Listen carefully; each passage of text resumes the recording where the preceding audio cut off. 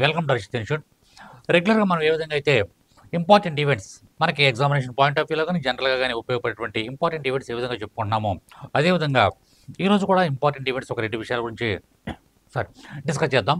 వాటిలో మనకి ఇటీవల కాలంలో ఢిల్లీ ప్రభుత్వం చేపట్టేటువంటి ఢిల్లీలో ప్రభుత్వాన్ని చేపట్టేటువంటి బీజేపీ దాని గురించి మ్యాటర్ ఆఫ్ 2 నిమిషాల్లో డిస్కస్ చేద్దాం. అదేవిధంగా జమిలీ ఎన్నికలకు సంబంధించినటువంటి ఇటీవల కాలంలో సంయుక్త పార్లమెంటరీ సంఘం ఆ యొక్క కమిటీ ఇచ్చినటువంటి నివేదిక ఏమని స్పష్టం చేస్తుంది అనే విషయాన్ని కూడా బ్రీఫ్గా చూద్దాం. మ్యాటర్ ఆఫ్ 5 మినిట్స్ 2 విషయాలు కూడా కలిపి ఒక 5 నిమిషాల్లో డిస్కస్ చేద్దాం.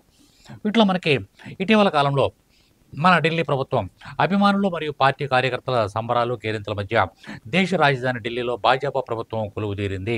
అది ఫిబ్రవరి 20వ తారీఖున కొలువుదీరడం అనేది జరిగింది. తర్వాత మనకి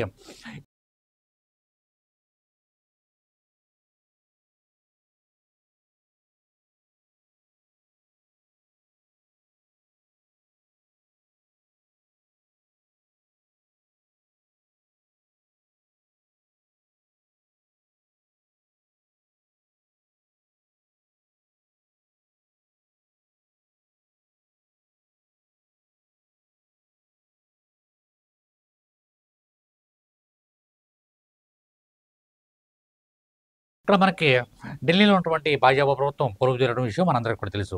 గురువారం మధ్యాహ్నం రామ్లీలా మైదానంలో భారీ భద్రతా ఏర్పాట్ల మధ్య వైభవంగా నిర్వహించినటువంటి కార్యక్రమంలో ఢిల్లీకి 9వ ముఖ్యమంత్రిగా రేఖా గుప్తా ప్రమాణ స్వీకారం చేశారు. ఆమెతో పాటుగా మరొక 6 మరి మంత్రి పదవులను చేపట్టడం అనేది జరిగింది.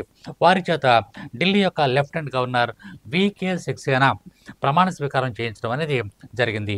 ఈ యొక్క సమావేశానికి మన దేశ ప్రధాని నరేంద్ర మోడీ, రాజ్నాథ్ సింగ్, అమిత్ షా, జేపీ నడ్డా సహా పలువురు కేంద్ర మంత్రులు మరియు ఎన్డీఏ పాలిత ప్రాంతాల రాష్ట్ర ముఖ్యమంత్రులు, భాజపా అగ్రనేతలు మరియు మన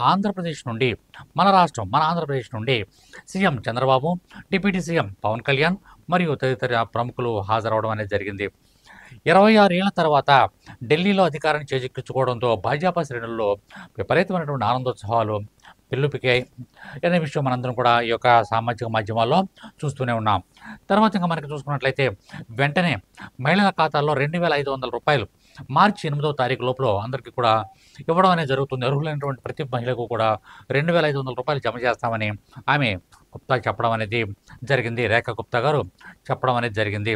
అదేవిధంగా ఈమె ఢిల్లీకి 4వ మహిళా సీఎంగా మనం చెప్పుకోవచ్చు. ఇప్పటి వరకు ఢిల్లీకి మహిళా సీఎంలు 3 రావడం జరిగింది. వాళ్ళ మనకి సుష్మా స్వరాజ్, షీలా దీక్షిత్ మరియు అతిషి వీళ్ళ 3 కూడా గతంలో చేశారు. ఈమె 4వ వ్యక్తిగా మనం చెప్పుకోవచ్చు. రేఖా గుప్తా ప్రజెంట్ ఢిల్లీకి 4వ మహిళా సీఎంగా ఈవిడ ప్రమాణ స్వీకారం చేయడం అనేది జరిగింది. అంతేకాకుండా రీసెంట్గా మనకి స్పీకర్ అభ్యర్థిగా విజేంద్ర గుప్తాని నియమించడం అనేది జరిగింది. కాబట్టి ఇద్దరు కూడా గుప్తాసే కనిపిస్తున్నారు మనకి. రేఖా గుప్తా మరియు విజేంద్ర గుప్తా ఢిల్లీ యొక్క శాసనసభకి స్పీకర్గా ఎన్నిక కావడం అనేది జరిగింది. ఓకే, ఇంకా మనకి సెకండ్ విషయం ఏంటంటే ఇక్కడ మనకి విజేంద్ర చూసుకున్నట్లయితే విజేంద్ర గుప్తా ఢిల్లీ శాసనసభ స్పీకర్ అభ్యర్థిగా అతన్ని ఎన్నుకోవడం అనేది జరిగింది.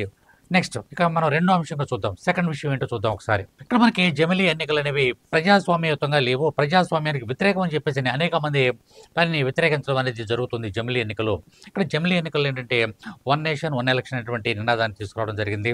దాని మీద ఒక సంయుక్త పార్లమెంటరీ సంఘాన్ని, ఒక కమిటీని నియమించడం అనేది జరిగింది. అయితే ఇక్కడ మనకి ఇది ఇటీవల కాలంలో న్యాయశాఖ ఎదుట స్పష్టీకరణ చేయడం జరిగింది. జమిలీ ఎన్నికలు అనేవి న్యాయబద్ధమే, అదే జమిలీ ఎన్నికలు అనేవి అప్రజాస్వామికం కాదు, ప్రజాస్వామ్యయుతమే అని చెప్పడం జరిగింది. జమిలీ ఎన్నికల నిర్వహణ అప్రజాస్వామికం కాదని కేంద్ర న్యాయశాఖ స్పష్టం చేసింది. లోక్సభకు, రాష్ట్రాల అసెంబ్లీలకు ఏకకాలంలో ఎన్నికలు నిర్వహించడం వల్ల సమాఖ్య నిర్మాణానికి భంగం కలగదని తేల్చి చెప్పడం జరిగింది. ఒకే దేశం ఒకే ఎన్నిక బిల్లులను పరిశీలిస్తున్నటువంటి సంయుక్త పార్లమెంటరీ సంఘం అడిగిన పలు ప్రశ్నలకు న్యాయశాఖ తాజాగా ఈ యొక్క వివరణను ఇవ్వడం జరిగింది.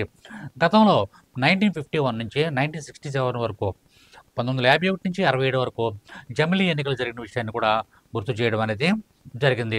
అంతేకాకుండా తర్వాత కొన్ని రాష్ట్రాల్లో కొన్ని అనివార్య కారణాల వల్ల రాష్ట్రపతి పరిపాలన విధించడం, ఆ కారణంగా ఈ యొక్క జమిలీ ఎన్నికలనేటువంటి ప్రక్రియకు విఘాతం కలగడం అనేది జరిగింది. కాబట్టి రాబోయే రోజుల్లో ఈ యొక్క జమిలీ ఎన్నికలు నిర్వహించడం అనేది ప్రజాస్వామ్యానికి వ్యతిరేకం కాదు అని చెప్పేసని ఈ యొక్క కమిటీకి పేర్కొనడం అనేది న్యాయశాఖ బదులివ్వడం అనేది జరిగింది.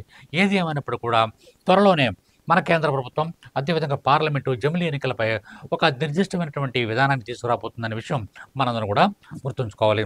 Thank you very much. All the best.